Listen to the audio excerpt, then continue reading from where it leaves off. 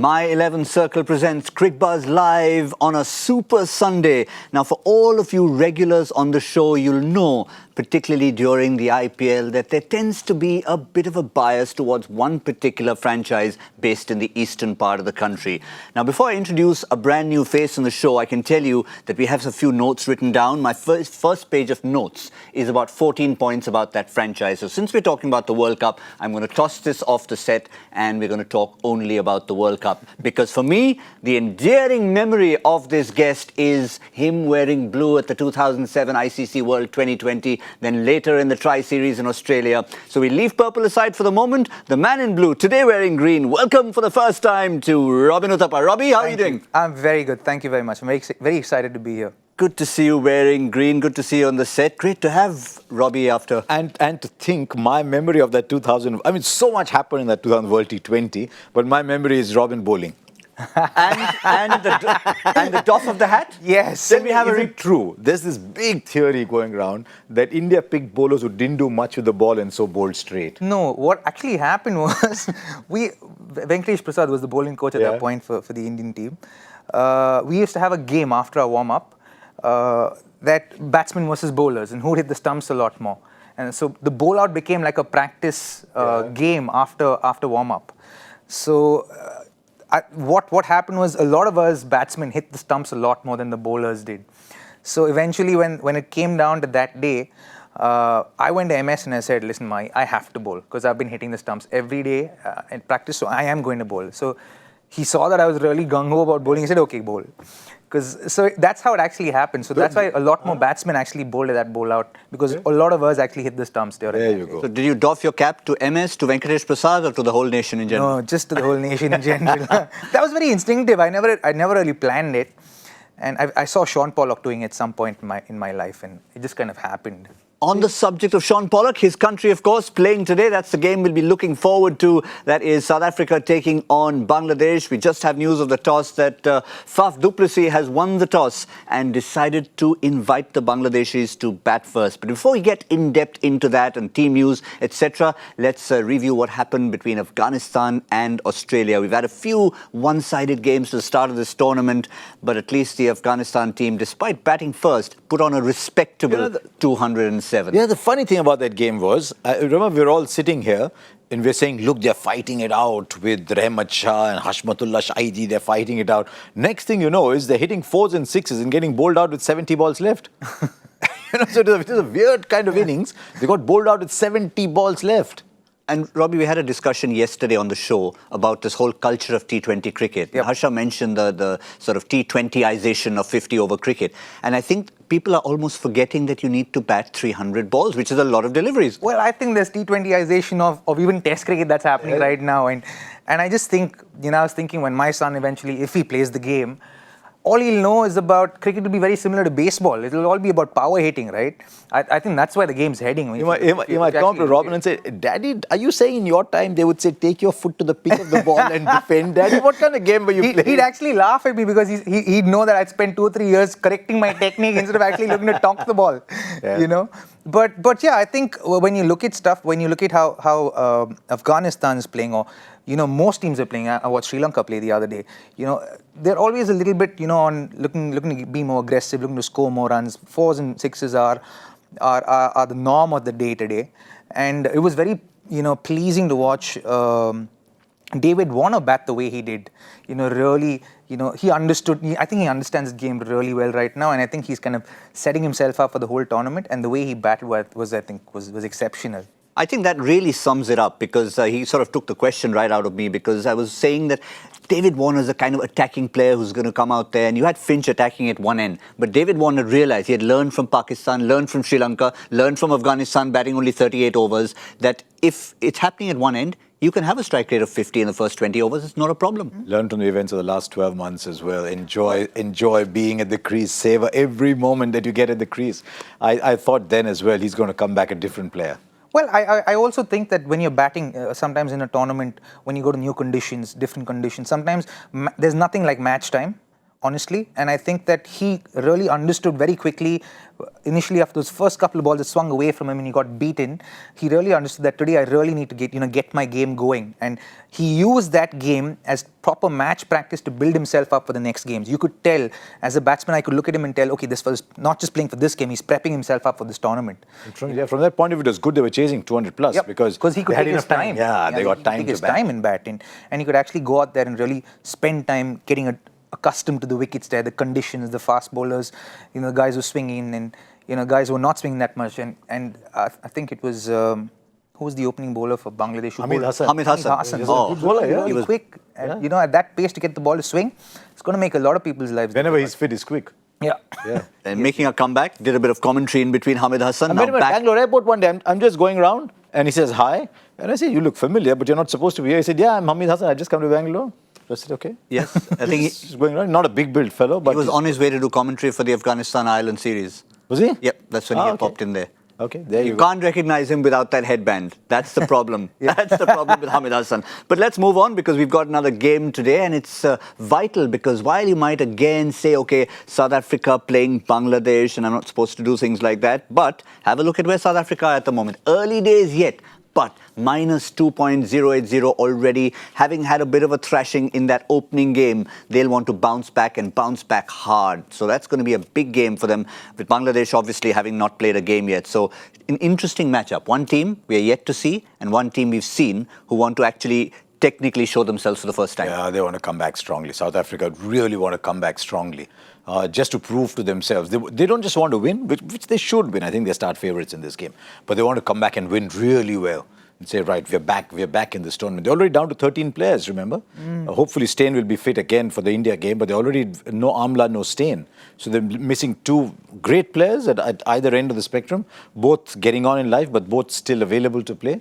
So they need to win well, and no surprise at all that they're playing Chris Morris, because I think they wanted the extra pace on that track to bounce them out. So they've got Rabada, they've got Ngidi, and they've got Morris, because Pretorius was just sort of leaving the ball a little bit. So and in fact, Faf du Plessis said after the game that we were playing too many all-rounders. Morris is an all-rounder, but I think he looks at Morris more as a bowling fast all-rounder. Fast bowling all-rounder. Yeah, he's more of a bowler who can bat than a batsman who can actually bowl.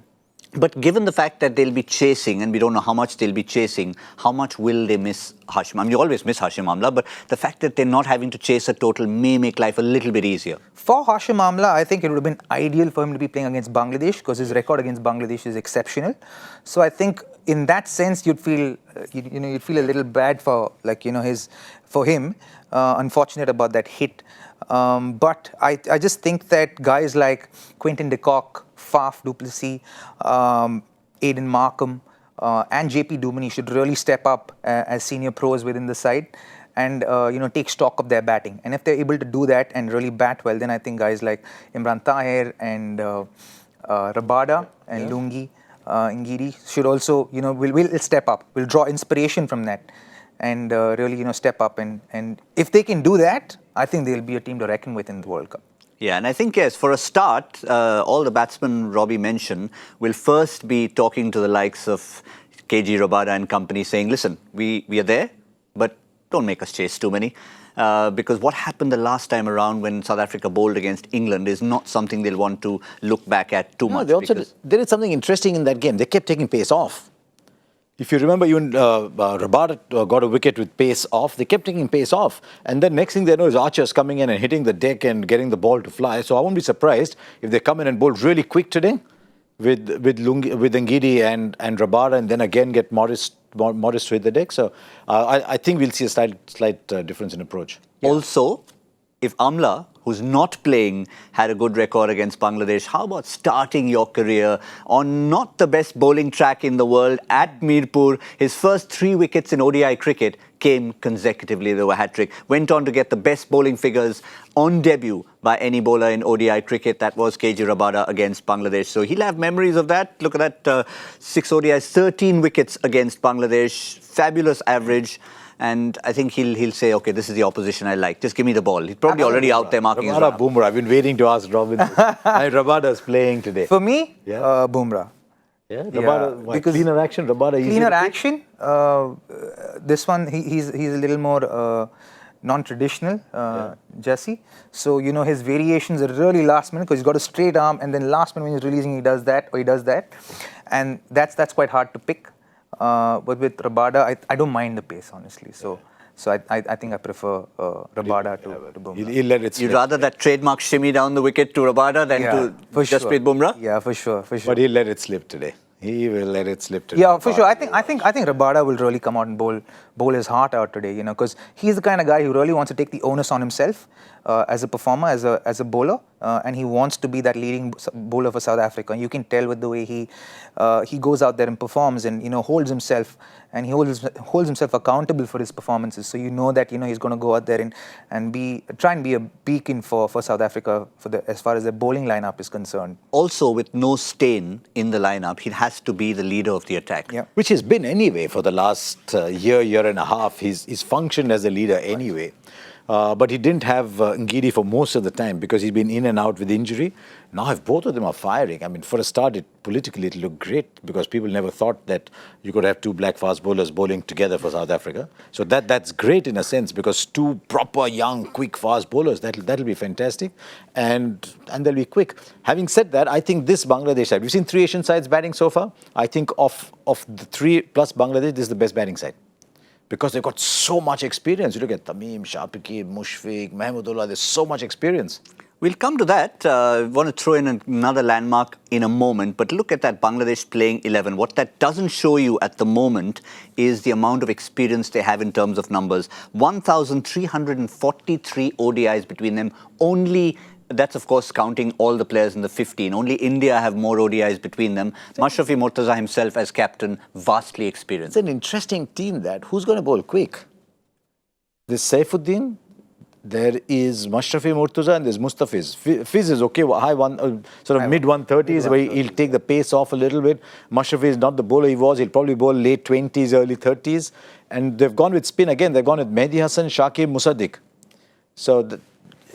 I guess they reckon that's their strength against those teams. Their strength, yeah. And that's fair enough. I think you've got to back your strengths as a team, and I think that's what they're doing. And I think that's okay because I think if you look at that side, they're so experienced. A lot of people don't realize that Tamim and Shakib and Mushfiqur and Mustafiz are playing their 4th World Cup. Right, yeah. So that's a lot of experience within that unit. Mashrafi, you mean? Sorry. I mean, Mashrafi. Yeah. So they're playing their 4th World Cup, which is huge for a side. And I think they're one of the sides that actually have a lot of players playing from the previous World Cup as well. I think 6 or 7, if I'm not wrong. Yeah. No, 8 players. Quite a few. So that core is really strong. So that the core is really strong. They've done well at home.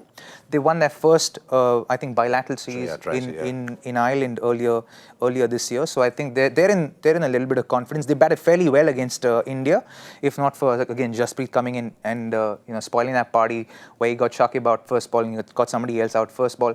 Yeah. If it wasn't for that, I think they would have given maybe not India a run for the money, but they would have been closer to 300 than they were. And what a contrast. Just yesterday we were talking about a team in Sri Lanka who have changed captains like we change clothes every day. And today we've got somebody in Mashrafi Mortaza who's the 2nd most experienced captain in this particular World Cup with 77 caps. Right down there, Karunathre, 2 caps. 2. We're talking about... Gulbuddin Naib, 4. Look at Holder. I didn't realize Jason Holder had been captain 75 games. Yep.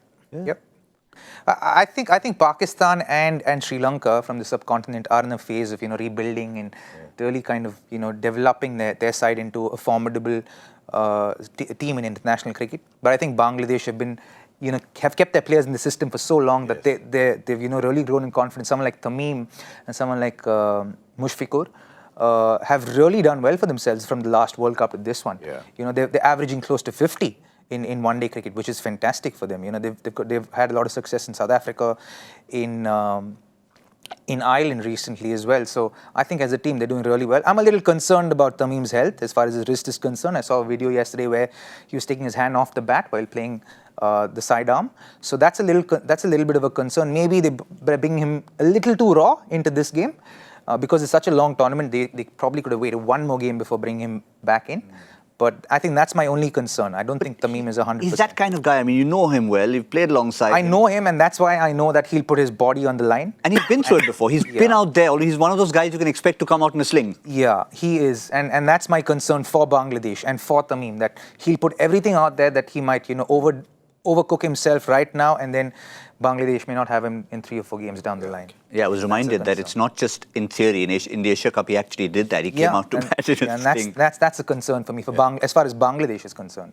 Well, for all of you, if you're in the Karunaratne category with just 2 ODIs, or if you're in the Mashrafi category, doesn't matter what your level of experience is, you still need to get on My 11 Circle and create your own team. It's very simple. Get to the website, download the app, and you've got a gentleman giving you a bit of a challenge. It's Saurav Ganguly, Dada, who you have to beat. And hashtag Dada Kavada is if you can beat the team that he selects, then you will get 5 times the amount of cash that you can actually win. So it's a very simple challenge. You need to get the teams right, just as the captain had. The thing I find funny about this is, suppose one day Dada just gets up and picks a weird team. So the organizer will have to pay 5 times more because everybody will beat him, right? Well, are we playing this game as well? I certainly am. I certainly am. I take it very seriously. He gets up in the morning and he's looking for people. Now you watch while the game is going on, he's desperately looking at every run to see how much the rivals have got, how much. Yeah, because the problem is we are on air while this is that 30-minute period where all of you out there are making changes. Correct. And I've pretty much punted on South Africa bowling first. Is that why you asking Robin to give long answers? So that you could make your changes while the camera Today I was okay. I didn't need to make all my 11 were playing. I hadn't put Harsha Amla in. There's no problem. So anyway, coming back to it, quick mention on Mushfiqur, since they are batting first right now. Yes, Tamim at the top, but he's played such a key role in all formats of the game, Mushfiqur Rahim. Yes, he has. I think he's an extremely important player for Bangladesh. And like I said, I think his records speak for itself from 2015 to present. His average of 48.10 and a very healthy strike rate. And I think him, Shakib will play a very important role in their middle order.